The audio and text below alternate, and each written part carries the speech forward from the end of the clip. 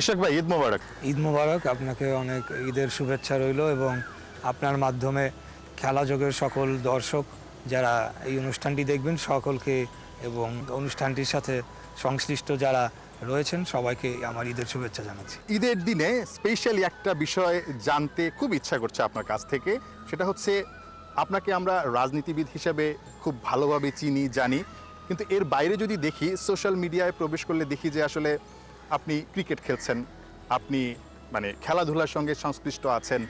এই বিষয়টা আসলে খুব বেশি আগ্রহ জাগায় আপনার সম্পর্কে যে রাজনীতির মাঠে এত ব্যস্ততা, এর বাইরে গিয়েও আপনি কি কারণে আসলে খেলাধুলার দিকে ঝুঁকলেন, নেশাটা আসলে কখন থেকে মাথায় ঢুকলো, এই বিষয়টা একটু জানতে চাচ্ছি। আমার খেলাধুলার যে নেশা যেটি বললেন বা এটার যে আগ্রহটা, সেটা আমি বলবো বাই বার্থ, জন্ম থেকেই আমরা খেলাধুলার একটা পরিবারে জন্ম হয়েছে আমার। আমার বাবা উনি নিজে একজন স্পোর্টসম্যান ছিলেন। উনি ব্রাদার্স ক্লাবের জন্যে উনি গোলকিপার হিসেবে খেলেছেন ওনার যখন ইয়াং বয়সে উনি ছিলেন। তো সেখান থেকেই খেলার আগ্রহটা সম্ভবত জন্মেছে। আমার বাবা ছোটোবেলায় আমাকে ক্রিকেট কোচিংয়ে ভর্তি করিয়ে দেন, যখন হয়তো আমার 7-8 বছর হবে, স্কুলে পড়তাম, ছোট ছিলাম। আমার বাবা এমন একজন মানুষ ছিলেন, ইনি টেস্ট ক্রিকেট বল বাই বল দেখতে পছন্দ করতেন। দেখা যেত ভোর 5টায় ইংল্যান্ডের টেস্ট ম্যাচ হচ্ছে অস্ট্রেলিয়াতে, উনি ওটা উঠে দেখা শুরু করবেন, বা পাকিস্তানের অস্ট্রেলিয়ার খেলা হচ্ছে, ওগুলা এই ধরনের টেস্ট সিরিজগুলো বল বাই বল উঠে দেখতেন। তো সেই জায়গা থেকে আমাদের খেলার প্রতি অনেক বেশি আগ্রহ সবসময় ছিল। আর আমি নিজেও একজন স্পোর্টস প্রফেশনাল অ্যাথলিট বা স্পোর্টসম্যান না, বাট সব ধরনের খেলার সাথে কিন্তু আমি ছোটোবেলা থেকেই যুক্ত ছিলাম। সেটা ক্রিকেট খেলতাম, ফুটবল খেলতাম, টেবিল টেনিস খেলতাম, ব্যাডমিন্টন খেলতাম। বাট আপনি যেহেতু শুরুটাই করেছিলেন ক্রিকেট দিয়ে, বোঝাই যাচ্ছে আপনার ক্রিকেটটা নিয়ে অনেক বেশি আগ্রহ, অনেক বেশি স্বপ্ন ছিল। মানে কোনো কারণে কি আসলে এরকম স্বপ্ন ছিল আপনার যে আপনি একটা সময় ন্যাশনাল টিমে খেলবেন বা মানে বাংলাদেশকে প্রতিনিধিত্ব করবেন, একজন স্টার ক্রিকেটার হবেন, এই স্বপ্ন নিয়ে তো নিশ্চয়ই শুরু করেছিলেন। আটকে গেল কেন সেই স্বপ্নটা? এটা তো যে কোনো ছোট বয়সে, যে কোনো কিশোর বয়সে যারা তরুণের এই স্বপ্ন থাকে, যারা তাদের ন্যাশনাল লেভেলে রিপ্রেজেন্ট করবে, তাই না? তো আমারও অবশ্যই সেই ধরনের রিপ্রেজেন্ট ছিল।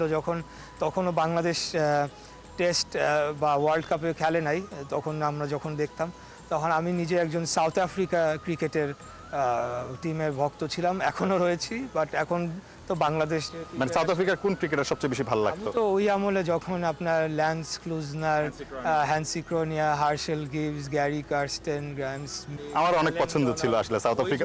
ওই সাউথ আফ্রিকার ওই যুগের ওই টিমটা কিন্তু আসলে দারুণ ছিল, এক কথায় নিশ্চয়ই ভালো লাগার মতো একটা টিম। কালিস, ওইটা ছিল গোল্ডেন এজ, তখন বেশি দেখা হতো। যে প্রশ্নটি আপনি করেছেন, এটা থেমে গেল কেন? কারণ আসলে একটা সময় গিয়ে পড়াশোনা আর খেলার মধ্যে ব্যালেন্স করাটা আর পসিবল হচ্ছিল না। একবার ওই সাভার বিকেএসপিতে আমার ক্যাম্পে যাওয়ার কথা ছিল, কয়েকবারই কথা হয়েছে ছোটোবেলায়, কিন্তু আমার মা এটাতে শেষ পর্যন্ত রাজি হননি, যে দূর আমার মনে পড়ে, কারণ সেখানে পড়াশোনার বা স্কুলের একটা হ্যাম্পার হবে দেখে। ক্রিকেটার হওয়ার যেহেতু একটা স্বপ্ন ছিল, মানে কার মতো হতে চেয়েছিলেন? থাকে না যে এই ক্রিকেটারটার মতো হতে চাই আমি। আপনি আসলে দেশের বাইরে এবং দেশে যদি বলি, ফলো করতেন কাদেরকে? আমি অনেকেই, but Jonty Rhodes, Herschelle Gibbs, এই প্লেয়ার আমাদের মানে স্টাইলটা আমার খুব ভালো লাগতো। তো তাদেরকে দেখে তো আমরা বড় হয়েছি। ল্যান্স ক্লুজনার পাওয়ার হিটার ছিলেন। আপনিও কি পাওয়ার হিটার ছিলেন? মানে পাওয়ার হিটার ছিল, এখন নিজেকে পাওয়ার হিটার বললে তো বেশি হয়ে যাবে। রাজনীতির মাঠে অ্যাটলিস্ট আপনি পাওয়ার হিটার বলতে হবে এখন। না, আমি তো অবশ্যই ব্যাটসম্যান হিসেবে তো 2 ধরনের বা 3 ধরনের অনেক স্টাইল থাকতে পারে। হ্যাঁ, আমি একটু পাওয়ার হিটিং পছন্দ করতাম, প্লাস আমি বোলিংও করতাম। ইশরাক হোসেন বলছিলেন আসলে যে তিনি পাওয়ার হিটার হতে চেয়েছিলেন ক্রিকেট মাঠে, কিন্তু শেষ পর্যন্ত আমরা যেটা বুঝতে পারছি তিনি রাজনীতির মাঠে একজন পাওয়ার হিটার হয়ে উঠছেন। রাজনীতির মাঠে যার বজ্র কণ্ঠে আওয়াজ ওঠে, যার বুকে আসলে একটা সুখী সমৃদ্ধশালী দেশ গড়ার প্রত্যয় বা স্বপ্ন, একই সঙ্গে ক্রীড়াঙ্গনকেও এগিয়ে নিয়ে যাওয়ার একটা প্রত্যয় তার বুকে। সেই স্বপ্নটা হয়তোবা বুনে দিয়েছিলেন তার বাবা প্রয়াত মুক্তিযোদ্ধা সাদেক হোসেন খোকা। ঠিক একজন ক্রীড়া সংগঠক হিসেবে যার অনেক বেশি কদর ছিল, যিনি কিনা দেশের ক্রীড়াঙ্গন নিয়ে অনেক স্বপ্ন দেখতেন, সেখান থেকেই হয়তোবা ইঞ্জিনিয়ার ইশরাক হোসেনের সেই স্বপ্নের শুরুটা, যার কারণে রাজনীতির পাশাপাশি ক্রীড়াঙ্গনেও তার পদচারণা। দর্শক, আজকের আমাদের ঈদের বিশেষ খেলাযোগের বিশেষ আয়োজনে বিশেষ অতিথি ইশরাক হোসেন, যেটা আমরা জানছিলাম যে আপনি পাওয়ার হিটার হতে চেয়েছিলেন কিন্তু পাওয়ার হিটার হতে পারেননি।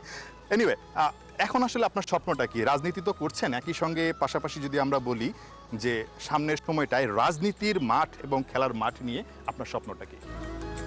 ওয়েল, রাজনীতির মাঠ এবং খেলার মাঠে বাংলাদেশের কনটেক্সটে একটা একটা যোগসূত্র রয়েছে, এটা ওতপ্রোতভাবে জড়িত। মানে আমাদের যারা স্পোর্টস অর্গানাইজার তারা কিন্তু বেশিরভাগই যার যার এলাকায় রাজনীতির সাথেও যুক্ত রয়েছেন। তবে আমরা খুব স্ট্রিক্টলি, যেটা আমার পার্টি থেকে আমরা বুঝি, আমার লিডার তারেক রহমান, যে ক্রীড়াঙ্গনকে কোনোদিনও পলিটিসাইজ করা হবে না, যেটা অতীতে আমরা দেখেছি। আর আমার যে স্বপ্নটি হলো যে আমি যেটা বলেছি যে রাজনীতির আগে কিন্তু আমি খেলার একটা মানে স্পোর্টস রিলেটেড ফ্যামিলির মধ্যে আমার জন্ম হয়েছে, এবং আমার বাবা চাচা থেকে সবাই স্পোর্টসের সাথে যুক্ত ছিলেন। তো আমার স্বপ্নটা হচ্ছে যে প্রত্যেকটা স্পোর্টসেই বাংলাদেশকে ইন্টারন্যাশনালি কিভাবে একটা ফোকাসে লাইমলাইট এবং এগিয়ে নেওয়া যায় এবং একটা ভালো অবস্থান করে ফেলা যায়। হ্যাঁ, ক্রিকেটে আমরা যেমন আমাদের বড় একটা অগ্রযাত্রা হয়েছে 90s থেকে, যদি আমি ধরি আপনাকে, এখানে আমরা টেস্ট স্ট্যাটাস পেয়েছি, পরবর্তীতে বাংলাদেশ টিম একটা জায়গায় এসেছে এবং ক্রিকেটের সার্বিকভাবে একটা জায়গায় এসেছি। তবে হ্যাঁ, আমাদের অর্জনের দিক থেকে হয়তো আমরা এখনও যে আমাদের যে গোল্ডেন এগ, যেটা মানে মানে ওয়ার্ল্ড কাপটা এখনও জেতা হয় নাই, বাট আমরা চাই যে এইটা খুব তাড়াতাড়ি আমরা জিততে পারি। এবং ফুটবলে আমাদের র্যাঙ্কিং খুবই পুয়ার, এটা নিয়ে আমার মাঝে মধ্যে খুব খারাপ লাগে।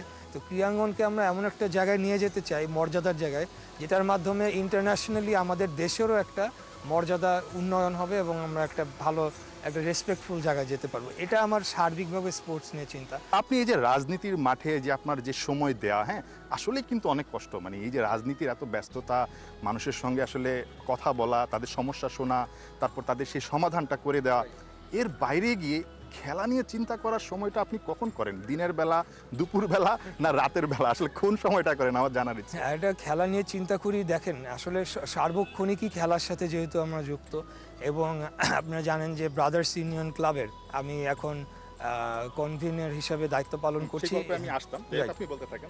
তো সেই সুবাদে খেলায় আমার একটা সময় অ্যালোকেট করতে হয়, ক্লাবের পিছনে একটা সময় দিতে হয়। অবশ্যই অনেক স্বপ্ন ছিল এই ব্রাদার্স ইউনিয়ন নিয়ে, যদি বলি আপনার বাবার একদম শুরু থেকে। পাশাপাশি আপনি এখন দায়িত্ব নিয়েছেন ব্রাদার্স ইউনিয়ন, আমরা জানি আসলে অনেকটা রুগ্নসার অবস্থা। যেহেতু আপনি দেশের বাইরে পড়াশোনা করেছেন, দেখেছেন নিশ্চয়ই ক্লাবগুলো আসলে কতটা সমৃদ্ধ হয়, তাদের মাঠ, তাদের ফ্যাসিলিটিস। সেই তুলনায় কিন্তু যদি বলি আমাদের ক্লাবগুলোর কিছুই নেই, একেবারে অন্তঃসার শূন্য। যদি ফুটবলের অ্যাঙ্গেল থেকে দেখি, আমি চেলসি একজন সাপোর্টার। আমি যে ইউকেতে পড়াশোনা করেছি, আমার একাধিকবার চেলসির স্টেডিয়ামে গিয়ে, স্ট্যামফোর্ড ব্রিজে গিয়েছে, হ্যাঁ, ম্যাচ দেখতে যাওয়া হয়েছে এবং আমি ফ্যাসিলিটিস দেখার সুযোগ হয়েছে।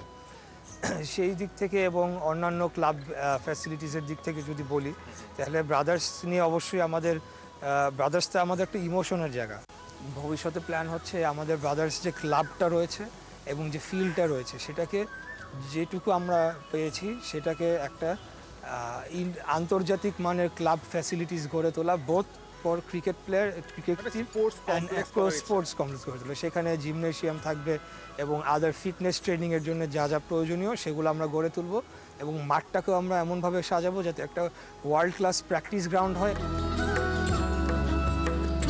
আরও গল্প নিশ্চয়ই জানার চেষ্টা করব ব্রাদার্স ইউনিয়ন বা বিসিবিতে আপনার আসলে কি স্বপ্ন, বিসিবি নিয়ে কি স্বপ্ন, বাংলাদেশ ক্রিকেট বোর্ড বা ফুটবল নিয়ে কি স্বপ্ন।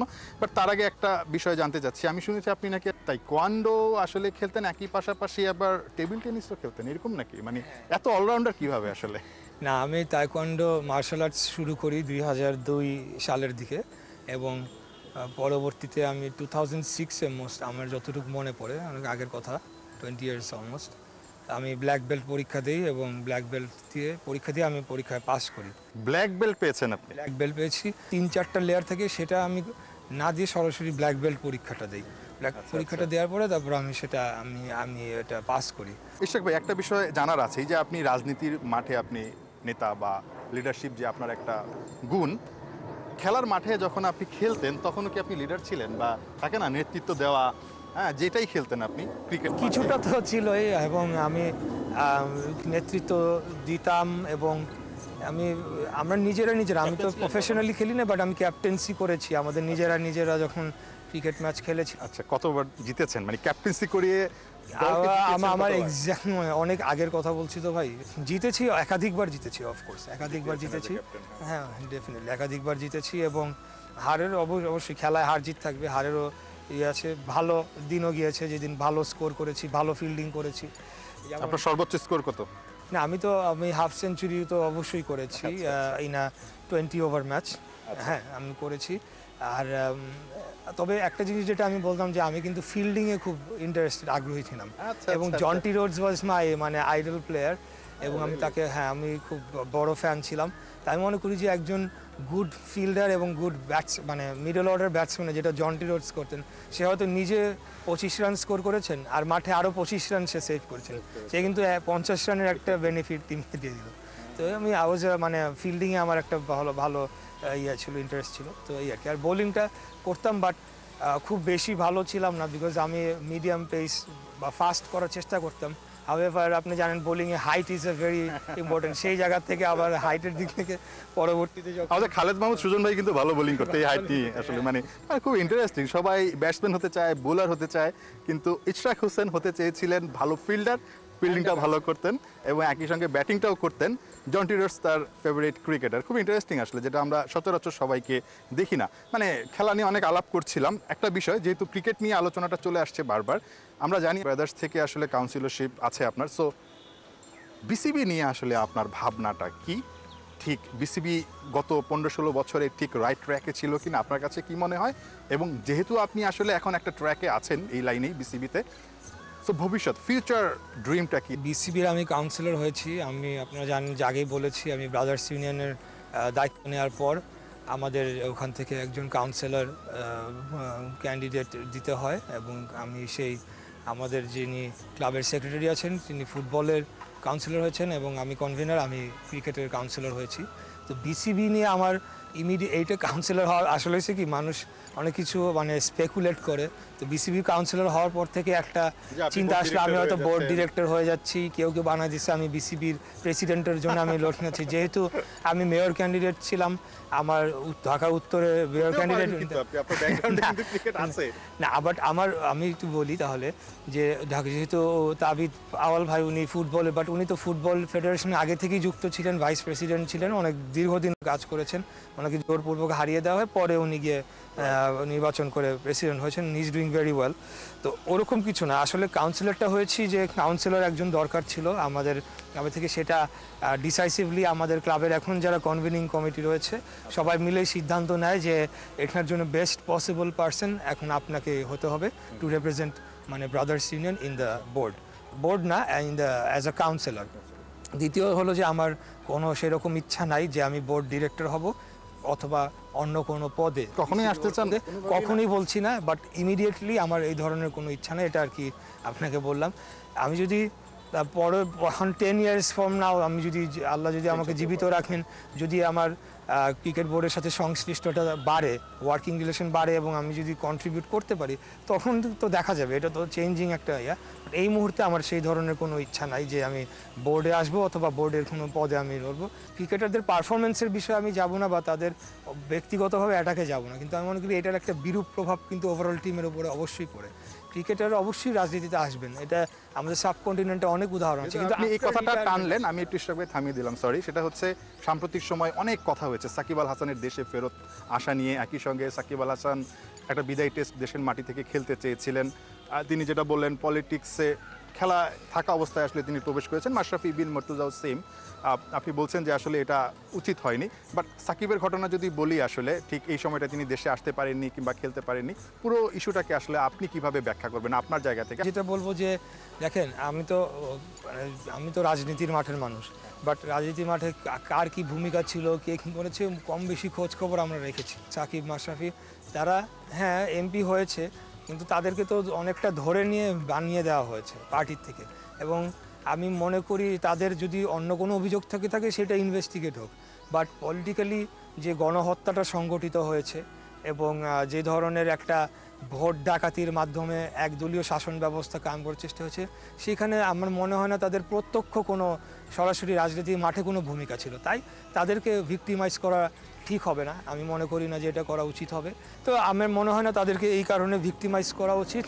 হ্যাঁ, এখন তারা যদি নিজেরা লজ্জিত হয় জনগণের কাছে এসে মানে দুঃখ প্রকাশ করে যে তারা আওয়ামী লীগের হয়ে তারা মাশরাফি সাকিব দুজনেই কিন্তু তাদের স্ট্যান্ডটা ক্লিয়ার করেছেন তাদের স্ট্যাটাসের মাধ্যমে কিংবা একটা ইন্টারভিউর মাধ্যমে।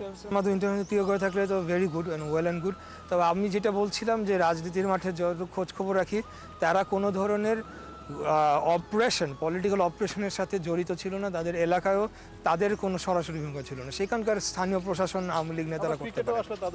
ক্রিকেটে তাদের অনেক অবদান রয়েছে এবং এই জিনিসটা এই ক্ষেত্রটাই সুযোগটা করে দেওয়ার জন্য মূলত দায়ী সরকার।